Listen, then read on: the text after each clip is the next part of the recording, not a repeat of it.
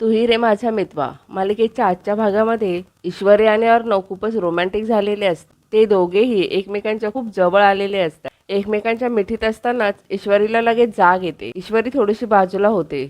दोघेही बावरल्यासारखेच होतात.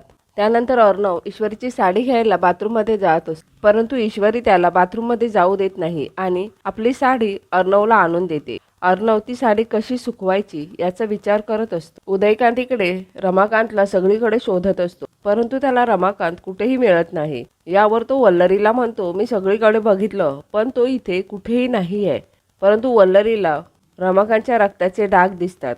ते डाग ती उदयकांतला दाखवते आणि म्हणते तो इथेच आहे. उदयकांत म्हणतो, या रक्ताचा मागोवा काढत आपण त्याला मामा आणि आकाश इकडे आयोजकांच्या ऑफिसमध्ये आलेले असतात. मामा म्हणत असतो, तुम्ही जसे आकाश आणि नम्रताला पासेस दिले तसेच ईश्वरी आणि अर्णवला सुद्धा डुप्लिकेट पासेस द्या. देवसरे म्हणतात, मगाशी आकाश आलेले तेव्हा सुद्धा त्यांना हेच म्हटलं की डुप्लिकेट पासेस देता येणार नाहीत. तुम्ही कशाला परत आलात हो? यावर आकाश चिडूनच बोलत असतो, परंतु मामा आकाशला अडवतो. आकाश देवसरेंना म्हणतो, हे बघा, माझ्या भावा आणि वहिनीला यायला उशीर होणार आहे. पावसामुळे उशीर होतोय. तुम्ही जसे आम्हाला डुप्लिकेट पासेस दिले तसे त्यांना सुद्धा द्या, म्हणजे त्यांचा वेळ जाणार नाही यात. यावर देवसरे खूप ओरडून बोलत असतात.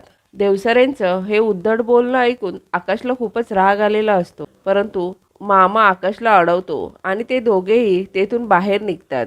ईश्वरी इकडे साडी आणून अर्णवला देते आणि म्हणत असते, सर आता ही वाळवणार कशी? ईश्वरी म्हणत असते, सर मी पटकन बाहेर जाऊन साडी वाळत टाकून येते. अर्णव म्हणत असतो, जरा डोकं लाव, अगं बाहेर पाऊस पडतोय, कसं सुकवणार आहे साडी? ईश्वरी म्हणत असते, मग मला सांगा कशी सुकवायची साडी? यावर अर्णव म्हणतो, थांब जरा, मला डोकं लावू देत. त्यानंतर अर्णव साडी किती भिजली आहे ते बघत असतो. ईश्वरी म्हणते, सर साडी काय तुम्ही फुंकर मारूनच सुकवणार आहात का? अर्णव लगेच ईश्वरीला ओरडतो. अर्णव म्हणत असतो, आपण एकत्र धावत आलो ना, तू एवढी कशी काय भिजलीस? मी बघ, सुकले सुद्धा माझे कपडे. ईश्वरी म्हणत असते, या अशा कपड्यांवर ना कुणीही धावत जाऊ शकतं. ही नऊवारी एकदा नेसून बघा, कानात वेली वगैरे हे सगळं घालून बघा, मग कळेल तुम्हाला. ईश्वरी लगेच अर्णवशी भांडू लागते. अर्णव म्हणत असतो, एनर्जी आली तुझ्यात, लगेच भांडायला लागलीस? अर्णव रिसेप्शनमध्ये फोन करून कपडे वाळवण्यासाठी काहीतरी पाठवा असं म्हणतो. अर्णव ईश्वरीला म्हणत असतो, मिस इंदोर तुला भूक लागले का? ईश्वरी म्हणते, माझा आज उपवास आहे. आज सकाळपासून मी काही खाताना दिसले तुम्हाला, विसरलात का? अर्णव म्हणत असतो, हे तू प्रेमाने सुद्धा बोलू शकतेस ना? यावर ईश्वरी प्रेमाने बोलण्याचं नाटक करत असते. रमाकांत इकडे आपल्या रूममध्ये निघालेला असतो. एवढ्यातच वल्लरी आणि उदयकांत येऊन त्याला पकडतात आणि त्याचं तोंड दाबतात. रमाकांत वाचवा वाचवा असं म्हणत असतो, परंतु वल्लरी आणि उदयकांत त्याला घेऊन जात असतात. थोड्या वेळाने अर्णव ईश्वरीला एक माणूस इस्त्री आणून देतो. अर्णवचं म्हणणं असतं, मिस इंदोर कोण वाळवतं याच्याने कपडे?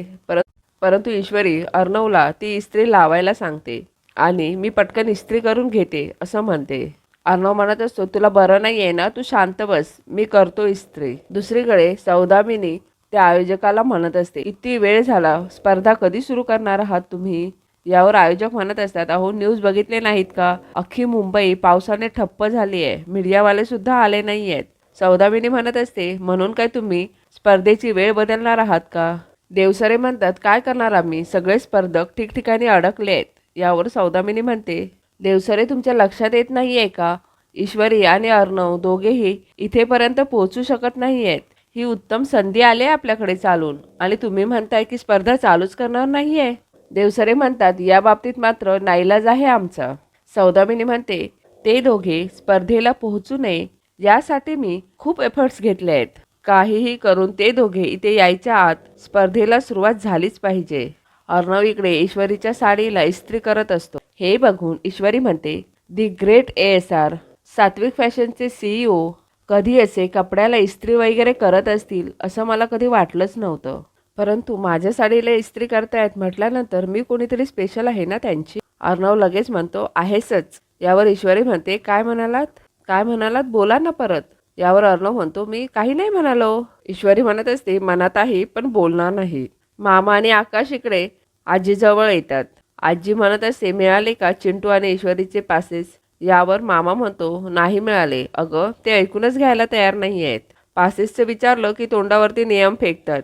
आकाश म्हणतो त्यांचं म्हणणं आहे की ते ईश्वरी आणि अर्णवच्या हातामध्येच पास देणार. अंजली म्हणते आम्ही सर्व डॉक्युमेंट्स दिले आहेत तरीसुद्धा पासेस द्यायला काय एवढे कट करतायत. त्यांचं हे बोलणं सुरू असतानाच तेथे सौदामिनी देशमुख येते आणि म्हणत असते काही टेन्शन आहे का. परंतु हे सगळेजण काहीही सौदामिनीला सांगत नाहीत. सौदामिनी म्हणत असते ईश्वरी आणि अर्णव कुठे दिसत नाही आहेत. नाही म्हणजे कॉम्पिटिशन आता केव्हाही सुरू होईल ना म्हणून विचारते. त्यांनी माघार वगैरे घेतली नाही आहे ना. नाही म्हणजे आयोजकांशी माझं काही बोलणं वगैरे झालं नाही आहे ना म्हणून विचारते. यावर आकाश म्हणतो मिसेस देशमुख तुम्ही किती वेळा तेच तेच तेच तेच विचारणार. सांगितलं ना. नम्रता म्हणते आणि ते दोघे का घेतील माघार. काय आहे ना इशू आणि जिजू माघार घेणाऱ्यांमधले नाही आहेत. पाऊस पडतोय ना म्हणून त्यांना थोडा उशीर होतोय बाकी काही नाही. सौदामिनी म्हणते पण खरं सांगू का मला नाही वाटत ते वेळेत पोहोचू शकतील आणि त्यांच्याकडे पास सुद्धा नाही आहेत आणि आता आयत्या वेळेला पास सँक्शन होतील असं सुद्धा मला काही वाटत नाही आहे. पण एका अर्थी बरंच झालं स्पर्धेत हरण्यापेक्षा माघार घेतलेली बरी नाही का. म्हणजे स्पर्धेत आम्ही नव्हतो असं म्हटल्यानंतर अपमानही होणार नाही नाही का. यावर अंजली म्हणते एक्सक्यूज मी मिसेस देशमुख तुम्ही म्हणताय ते होईल की खरंच आम्ही जिंकू हे वेळ आली की कळेलच. तुम्ही फार काळजी करू नका. यावर देशमुख म्हणतात पण अंजली खरंच सांगू तुझा भाऊ ना इथे पोहोचणारच नाही त्यामुळे आता सात्विक फॅशन तसंही माझ्याच नावावर होणार आहे याच्याबद्दल आता मला पूर्ण खात्री आहे. पुढे आजी म्हणते हे बघा मी वयाने मोठी आहे आणि आयुष्याचा अनुभव आहे म्हणून मी तुम्हाला एक सल्ला देते. इतरांची साम्राज्य उद्ध्वस्त करण्याची स्वप्न बघण्याआधी समोरचा शत्रू किती ताकदवान आहे याचा अंदाज घ्यायला हवा नाहीतर वाईट पस्तावण्याची वेळ येते. सौदामिनी म्हणते पस्तावण्याची वेळ कोणावर येणार आहे ते लवकरच कळेल. त्यानंतर सौदामिनी ऑल द बेस्ट असं म्हणून तेथून निघून जाते. मामा इकडे म्हणतो आपल्या अर्णव आणि ईश्वरीकडे पासेस नाही आहेत ते या बाईला कसं माहीत. मामा आकाशला विचारत असतो. आकाश म्हणतो मी सुद्धा तोच विचार करतोय. दादा आणि ईश्वरीला पासेस मिळणार नाहीत असं का म्हणाली ती. अंजली म्हणते मामा मला असं वाटतं नक्कीच काहीतरी गडबड आहे. मामा म्हणतो मी आणि आकाश पुन्हा एकदा जाऊन बघतो त्यांच्याकडेच जाऊन ट्राय करतो. असं म्हणून आकाश आणि मामा तेथून निघून जातात. घरचे सर्वजण खूपच टेन्शनमध्ये आलेले असतात. मामा आणि आकाश दोघेही आयोजकांच्या ऑफिसमध्ये येतात परंतु आयोजक ऑफिसमध्ये नसतात. आकाश तेथे असलेल्या फाईलला हात लावत असतो परंतु मामा आकाशला त्या फाईलला हात लावायला देत नाही. मामा म्हणतो ते इथे नसताना त्यांच्या कोणत्याही वस्तूला हात लावू नकोस ते योग्य नाही. आपण एक काम करूयात त्यांच्या टीमला विचारूयात असं म्हणून ते दोघेही बाहेर निघून जातात. ईश्वरीला इकडे अर्णव तिच्या गळ्यात मंगळसूत्र घालतो तो दिवस आठवत असतो आणि ती गालातल्या गालात हसत असते. अर्णव म्हणत असतो मिस इंदोर काय झालं एवढी सिरियस का झाली. यावर ईश्वरी म्हणते सर तुम्हाला आठवतंय अशाच एका हॉटेलच्या रूममध्ये तुम्ही माझ्या गळ्यात मंगळसूत्र घातलं होतं. अर्णव म्हणतो आठवतंय मगाशीच आठवलं होतं पण तुला बोललो नाही. पण ते तुला आवडलं नव्हतं ना. मी तुझ्या गळ्यात जबरदस्तीने मंगळसूत्र घातलेलं असं म्हणून अर्णव हसत असतो. ईश्वरी म्हणते तेव्हा आवडलं नव्हतं परंतु नंतर सर्व गलतफहमी दूर झाली आणि आता तर मी तुमच्या असं म्हणून ईश्वरी थांबते.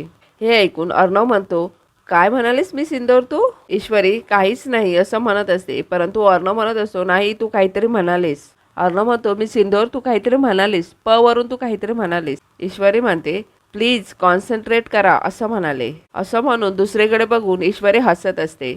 अर्णव म्हणतो मनात आहे परंतु बोलणार नाही कधी. त्यानंतर ईश्वरी खूप प्रेमाने अर्णवजवळ बघत असते. अर्णव सुद्धा सारखा ईश्वरीकडे बघत असतो आणि खुनेनेच काय असं विचारत असतो परंतु ईश्वरी सुद्धा खुनेनेच काही नाही असं म्हणत असते. दोघांमध्ये नजरेचे इशारे सुरू असतात. मालिकेच्या उद्याच्या भागामध्ये सौदामिनी म्हणत असते खूप जोरदार तयारी सुरू आहे तुमची स्पर्धा जिंकायची. मला नाही वाटत आहे तुम्ही ही स्पर्धा जिंकाल म्हणून. या स्पर्धेनंतर सात्विक फॅशनचं नामोनिशाण सुद्धा राहणार नाही आहे.